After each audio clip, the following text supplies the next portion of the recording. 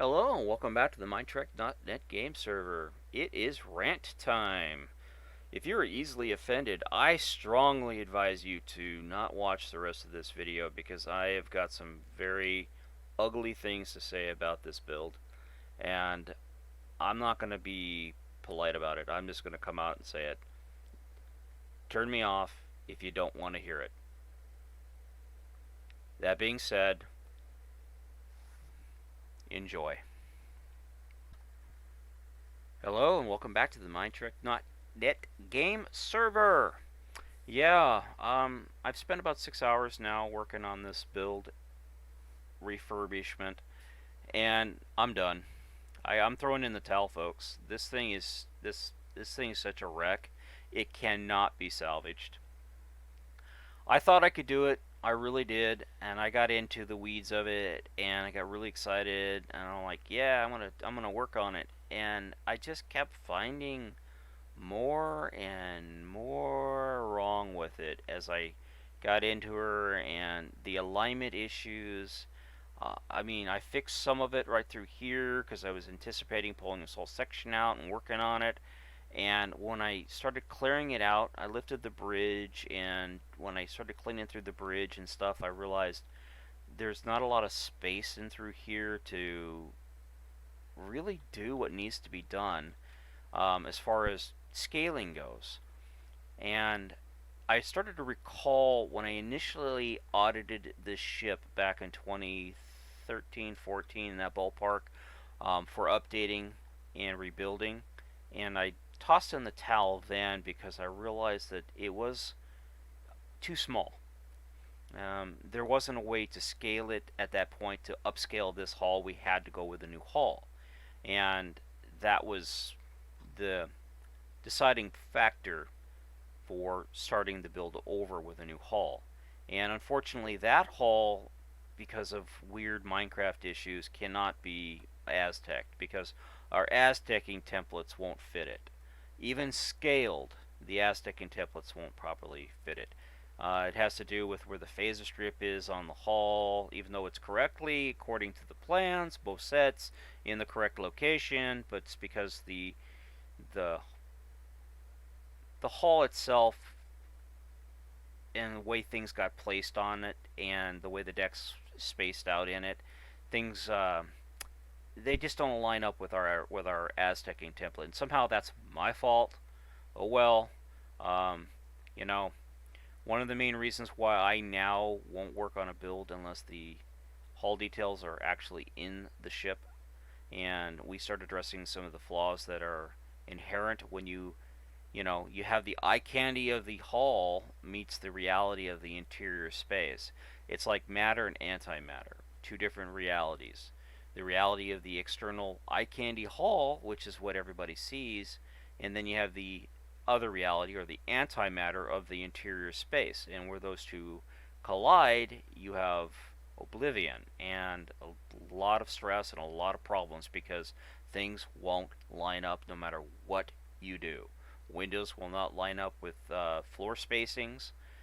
You'll end up with a lot of issues. And this build demonstrates that in spades. Absolutely demonstrates that in spades. Why it is so important to spend a lot of time thinking about, you know, hull details and how interior spaces are going to relate to the hull details. Again, you know, TV show model meets TV show set, and they don't line up. Nothing matches. And I really felt like I could make a go of this, and given the success I had with the Fearless and with the Enterprise E, that I could, with the remodels of those two ships, I felt like I could do it. But here's the problem: I built those two ships from the ground up. For the Enterprise E, I laid it out. I made sure I did it correctly when I did it because I was the only one in charge of laying it out. Same thing with the Enterprise D, the new one, not this one. I had nothing to do with the building of this one. Um, so when I went back through to renovate them, it was an easy job for me because I knew everything, was well spaced, properly located, and everything else. So I was able to update those builds. When I got into this thing and started tearing it apart and taking a look at it, I realized a lot of things were wrong with this build. They're they didn't have a lot to work with back in 2010, 2011, 2012 block wise, so they did what they could. This was a community build, and when you have upwards of 10, 15 people working on a project, doing whatever, whenever, however they wanted to do it, you end up with all sorts of inconsistencies and wonkiness. And a lot of that wonkiness translated into the hull, as you can see, with windows over walls. So whoever did the exterior work probably, you know, just put them at, like I said, they just followed an Aztecing template and everything fell where it fell, and that's the way it is. You know, so be it. But I'm going to show you something that utterly crushed me when it came to doing this build. And I was, even with this issues here, I was optimistic because there is a lot of cool crap that they did with this build that I hope gets translated over to a new Enterprise D build that's dedicated to the Whitefire plans with some modifications and some creative license. But there's some pretty damn cool things that were done with this build that I think interior, like space wise, when they filled in rooms like these down through here, a lot of thought went into a lot of this design, especially with the computer cores and with the way the hangar was built. We get in here.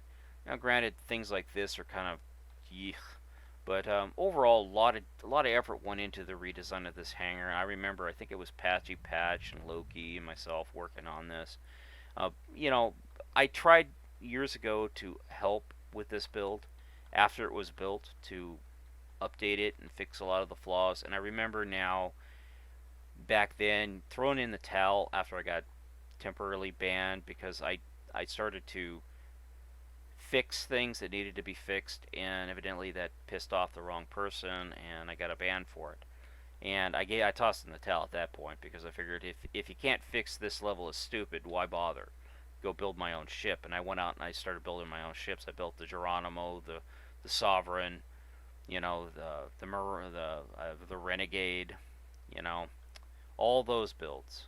And I think I built like 14, 15 ships in the course of a year and a half. And even though those are dated, especially the Sovereign build, where I built the hull from hand, I had no help. I didn't have a 3D model or anything else. I built that ship from the ground up, literally block by block, by myself. And I think I did a pretty good job for what I had. And I didn't really have a lot of skill when it came to Aztecing or doing anything with the hull, you know, obviously because it was hand built.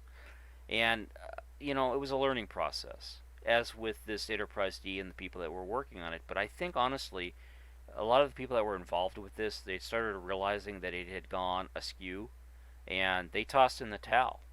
They just walked away from it. It was just too disheartening for them to consider the fact that all the effort they put into this build was for naught because it is just there's just too many issues with it. And there's an especially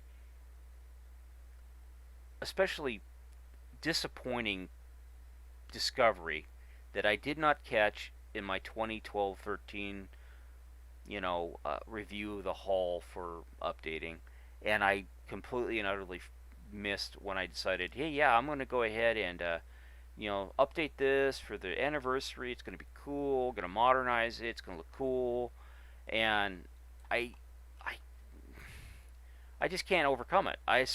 There's just no way to do it, and I'm going to show it to you right now. And I don't, for the life of me, I cannot imagine the level of stupidity it took to do this. To think that this was even feasibly acceptable at all. Look at this. What the holy hell? And that's just a corridor. Look at the damn crew quarters. Seriously, who the hell thought that this was an acceptable thing to do? Jesus criminy. This is not kosher. This is some piss poor dipshit design work here, folks. And this is absolutely insurmountable. There's not a damn thing I can do about it. I cannot fix this. The only way that this could even remotely be addressed is to rip out every single deck in this build and start over. And there's no point to doing that with this hull. It's got so many other issues, and up to including scaling. It's just too small. It's too broken. The port side, there are inconsistencies between the port and starboard side. They're just daft. Absolutely daft. There's just no saving this ship. Now, granted, there was a lot of work put into this build by a lot of talented, dedicated Star Trek fans, but again, it's just so deeply flawed to its core that I cannot even begin to fathom the level of stupid it took to do something as asinine as that right there. And I'm probably gonna tick off a lot of people when I say that, but it's the truth. Jesus Christ, who thought this was a good idea? I mean, anyways, when I ran across that and I felt utterly just kicked in the gut, I did not, and I've been over this hull a few hundred dozen times, yeah, and did not ever see that, and I don't know why I missed it, but I did, and when I found it, it was just seriously, it was like a gut crunch because there's no way to fixing that. You can't fix that. You just can't do it. You know, it is what it is. I There's so many cool things about the way they overcame issues with this build and how they innovatively worked their way around things, but that you, that right there, I just soul crushing, utterly soul crushing. And I really wanted to work with this thing and update it, but now at this point, there's just nothing you can do. I would be embarrassed to release this haul to the public. Honestly, I really would. It's gonna go out on the anniversary, I'm sure, but yeah, I would remove the name Minetrek and just call this Halcoon Track because this is just abysmally depressing. I don't know a lot about how this ship was initially built. I've been told the hull is all hand built, and given the wonkiness of it, I could see that. But to me, it looks more like it was a 3D model, and things just got away from the build team. Again, too many cooks in the kitchen, and people would start projects and probably left, leaving them unfinished, and somebody else came along and okay, I could finish that, and they tried, and it just, like I said, too many inconsistencies got introduced, and some of them are absolutely insurmountable to fix. And it's a shame. It really is because this build is an icon, and it's an embarrassing failure. And I'll be honest with you, the outcome of this attempt is failure. That's a result.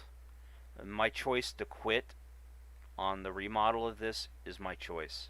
I cannot honestly fix this level of stupid. And I'm sorry I even tried. It's an embarrassment. It is. The more I go over this haul, the more cringy it becomes, and I will admit that I'm not perfect when it comes to this stuff either. Nobody is. And this was a tremendous learning experience, and thankfully the talent that is currently on the server would never ever accept this level of piss poor shipbuilding. I Yeah, there's just no way they would. And again,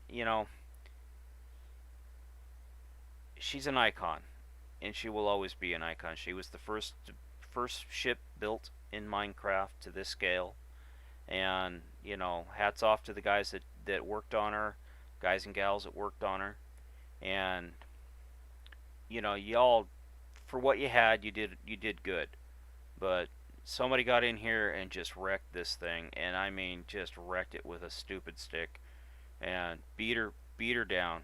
Whoever did this, they had to have been as stoned as a gravel road to get away with some of the crap they got away with on this thing.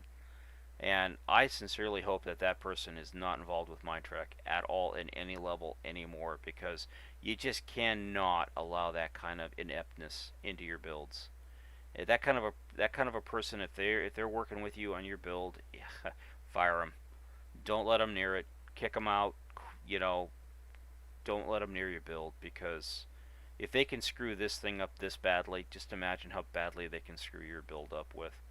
Ah, again, I'm sorry if I offend anybody, but Jesus Christ, people, how could you? Seriously, how could you?